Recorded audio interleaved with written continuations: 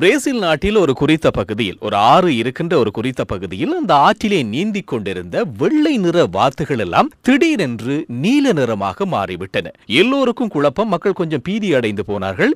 என்ன, இந்த ஆற்றிலே வழக்கமாக வெள்ளை நிற வாத்துகள் தானே நீந்திக் கொண்டிருக்கும், இப்போது இந்த வாத்துகள் எல்லாம் நீல நிறமாக மாறி வந்து கொண்டிருக்கிறது என்று சொல்லி எல்லோரும் குழப்பம் அடைந்த பிறகுதான் நடந்த உண்மையான சம்பவம் வெளியே வந்திருக்கிறது.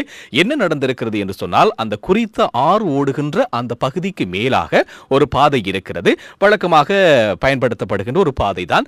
அந்த பாதையால் ஒரு லொரி சென்று கொண்டிருந்திருக்கிறது. அந்த லொரி முழுவதும் நீல நிறமாக மாறக்கூடிய ரசாயன பதார்த்தம் அடங்கி இருந்திருக்கிறது.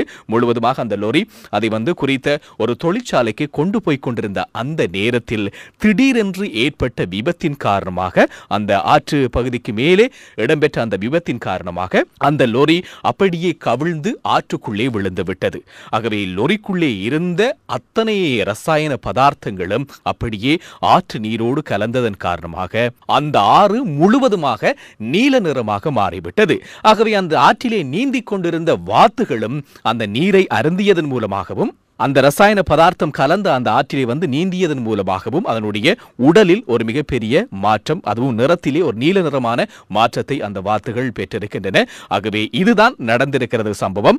ஆனால் கலந்திருக்கக்கூடிய இந்த நச்சுத்தன்மையான ரசாயன பதார்த்தங்கள் உடனடியாக அகற்றப்பட வேண்டும் என்ற அடிப்படையில், காரணம் அந்த ஆற்றை அண்டி இருக்கக்கூடிய தாவரங்கள், அதே போல அந்த ஆற்றிலே வாழக்கூடிய உயிரினங்கள், அந்த ஆற்றுக்கு அருகிலே இருக்கக்கூடிய விலங்குகள் என்று சொல்லி இதற்கெல்லாம் கடுமையான பாதிப்பு ஏற்படும் என்ற அடிப்படையில் இப்போது அதிகாரிகள் துரிதமான நடவடிக்கைகளை ஆரம்பித்திருக்கிறார்கள். குறிப்பாக அந்த கலந்திருக்கக்கூடிய அந்த ரசாயன பதார்த்தத்தை அந்த ஆற்று நீரிலே இருந்து வெளியேற்றுவதற்கு, அப்புறப்படுத்துவதற்கான முயற்சிகளை இப்போது எடுத்துக் கொண்டிருப்பதாக சொல்லப்படுகிறது. இது ஒரு ஆபத்தான நிகழ்வாகவே பார்க்கப்படுகிறது. எவ்வளவுக்கு எவ்வளவு விரைவாக அந்த ஆற்று நீரிலே இருந்து இந்த ரசாயன பதார்த்தத்தை அகற்ற முடியுமோ அந்த அளவுக்கு விரைவாக செயற்படுங்கள் என்று சொல்லி அந்த நாட்டு அரசாங்கமும் அறிவுறுத்தி இருக்கிறது.